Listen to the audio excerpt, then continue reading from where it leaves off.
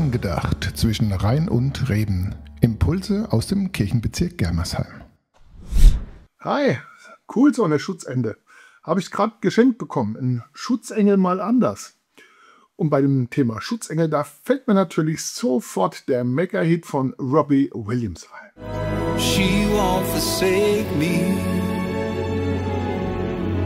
I'm loving angels instead.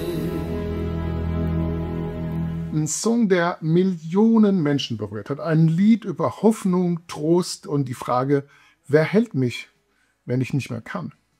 Robbie Williams selbst hat im Interview oft gesagt, dass der Song für ihn persönlich eine Art spirituelles Lied ist. Er habe das Gefühl, ein Engel wache über ihn, und genau dieses Gefühl wollte er in seinem Song zum Ausdruck bringen. I'm loving angels instead. Ich liebe Engel stattdessen.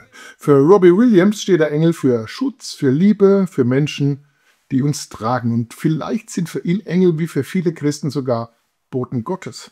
In der Bibel heißt es bei Jesaja: Fürchte dich nicht, denn ich bin mit dir. Ich stärke dich, ich helfe dir. Ja, und genau diese Verheißung klingt in Robbies Lied mit und will sagen, auch in Schwäche, auch in Einsamkeit, ich bin nicht allein. Vielleicht kennst du auch solche Momente, in denen du dich schwach fühlst oder einsam bist. Robbie Williams singt in der 3. Strophe von Angels, dass der Engel bedingungslose Liebe schenkt.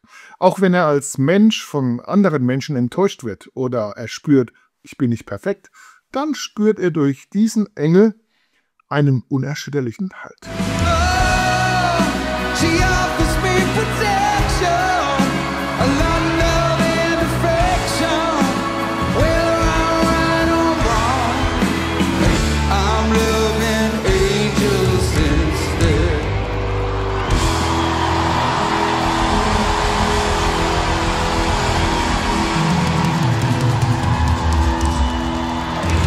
Robbie Williams will in seinem Song ausdrücken, wir sind nicht allein. Wir sind getragen von Gottes Engeln, von seiner Liebe und manchmal auch durch die Menschen, die er uns an die Seite stellt. Angedacht zwischen Rhein und Reben. Impulse aus dem Kirchenbezirk Germersheim.